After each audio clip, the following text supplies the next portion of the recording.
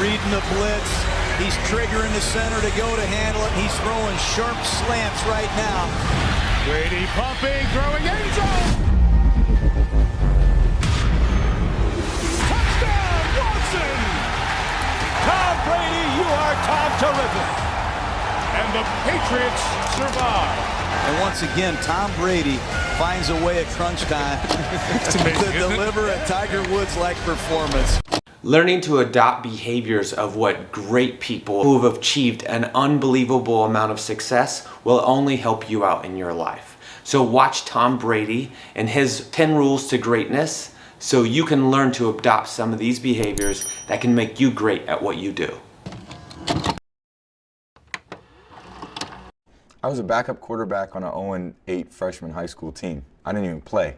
We didn't win a game, and I couldn't even get on the field. I was kind of a late bloomer, recruited to Michigan late, started as a 7th quarterback. Had to work really hard to even play. Thought, oh man, I'll being pro football. Got drafted in the 6th round. Mm-hmm. No one thought I'd make the team. So that drives you. Yeah, it still does. I think now it's like, wait a minute, now you guys want me to stop playing? No, this is when I'm having fun. Now is the time where I get to do, really enjoy it. I always had a lot of belief in myself, and I always tell a lot of young quarterbacks, you don't believe in yourself, why do you think those guys who are looking at you are going to believe in you?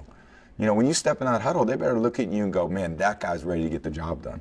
Because if they don't see that, then they're going to start questioning, oh my God, I don't think that guy can get the job done. Mm-hmm. So you got to believe in what who you are, what you do, what you bring to the team. And then if you do that, they're going to feed off that as well. The magic you're looking for is in the will of trying and not giving up. The love of your dream is in your heart. One day you'll look back on your life and appreciate the struggle and have nothing but gratitude for everything that happened along the way. To anyone who's struggling early in the morning or late at night in pursuit of your dream, struggles that many will never see, and to any leaders out there who believe in someone who doesn't yet believe in themselves, keep going. Keep going. Because will always finds a way.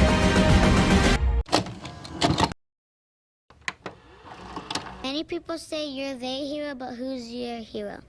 Who's my hero? It's a great question. Well, I think my dad is my hero because he's someone that I look up to every day. And my dad. I got to work really hard to feel good, and it's a demolition derby every Sunday. I'm not 22 on the field. I think I have a lot of experience.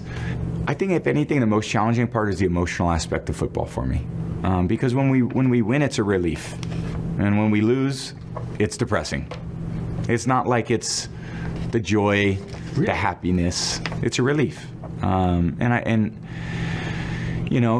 when we win, sometimes just winning isn't good enough for you. Because you expect perfection. Now when you expect perfection and it's less than perfect, you feel like there's a down part to that. And I'd say, if anything, that's the hardest part for me as I've gotten older. Think about Tom Brady, 7 Super Bowl rings. This guy's mentally, physically, emotionally, and spiritually so prepared before he even stepped on the field.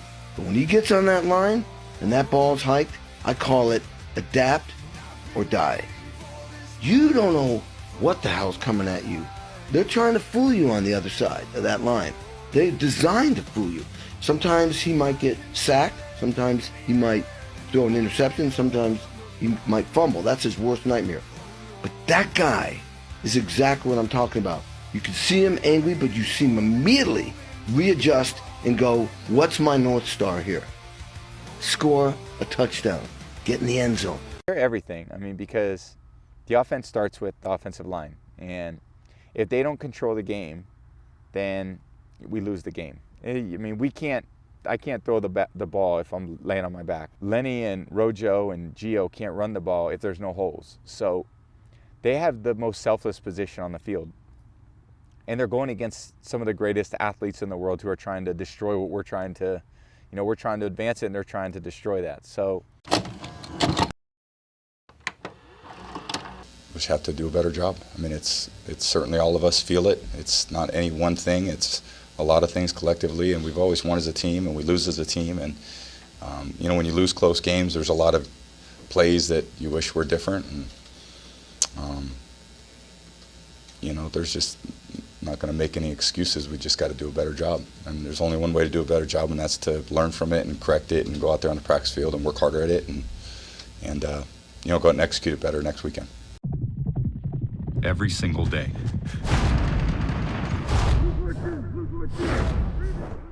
Every single day. Every single day. Every single day.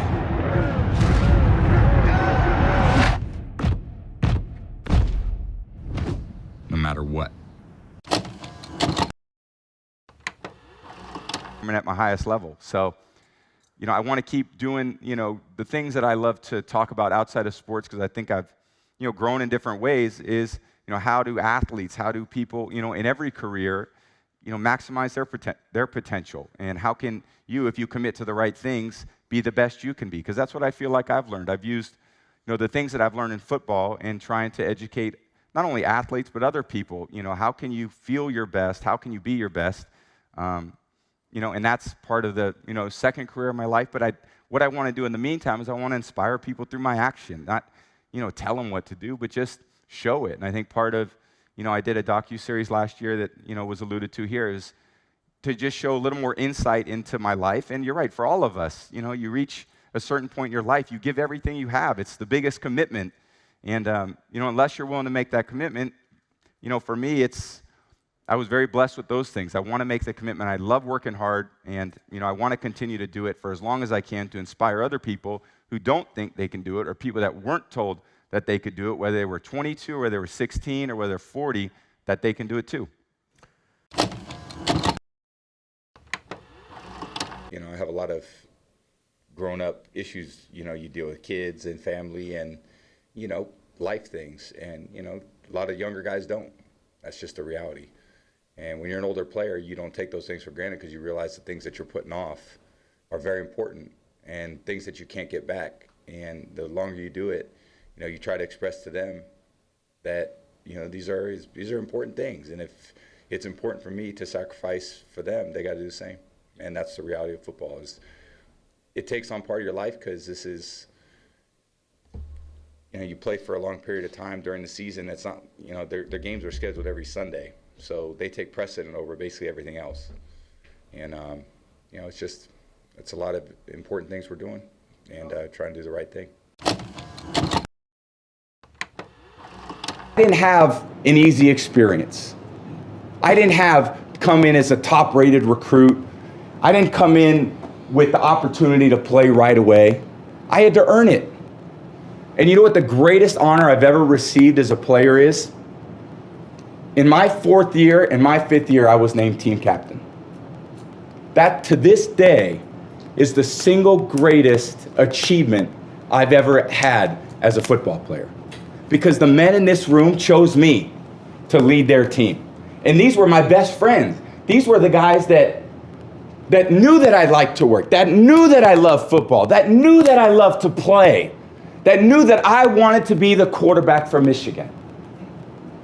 And all the lessons that I learned here on State Street and in the big house, that's still what I bring to practice today. And after 14 years, I love the game more than I've ever loved it. But where did I learn the love for the game? Where did I learn to practice? Where did I learn to compete? It was sitting in the same chairs that you guys are sitting in today. We went skiing. We had a little trip there. You know, we have a place in Costa Rica we've been to. Mm-hmm. We were in the Middle East for a week, and then we're here at Disney. So how are you spending your time here at Disney World? Well, there's a lot to see at Disney World. This is a great place, you know. And the kids, I mean, how they look forward to coming to Disney is just, it brings the excitement out of you.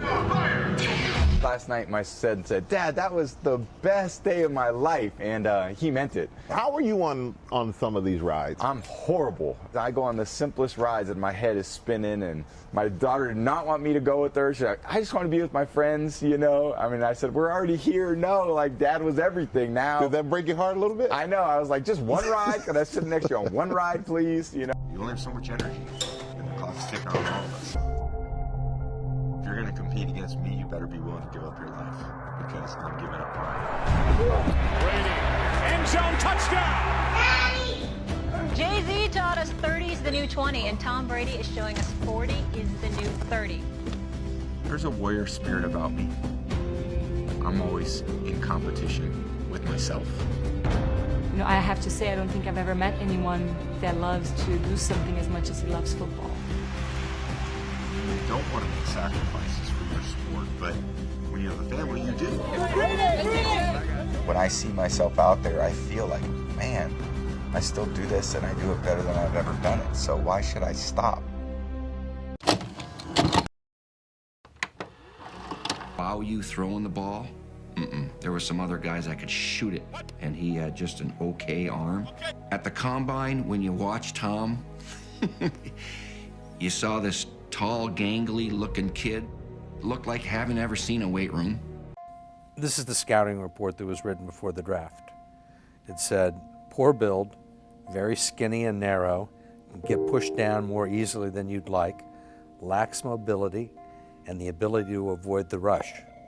Lacks a really strong arm. It kind of all says the same thing, doesn't it? I mean, lacks, you know, poor build, kind of skinny, it's the same thing. So basically they're saying that I don't look like an NFL quarterback. So if they want someone that looks like an NFL quarterback, they have to go somewhere else. And I mean, do I still look like an NFL quarterback? I think I've grown into that a little bit more. But at the same time, I haven't changed that much. And so what do you think it was that all the scouts missed? I think they underestimated my competitiveness. I think they underestimated how much I really enjoyed playing football. When it's like your priority, when it's something that is very important in your life, when you love to play the game, I mean, that says a lot. And that says that you'll do just about anything to get where you want to go.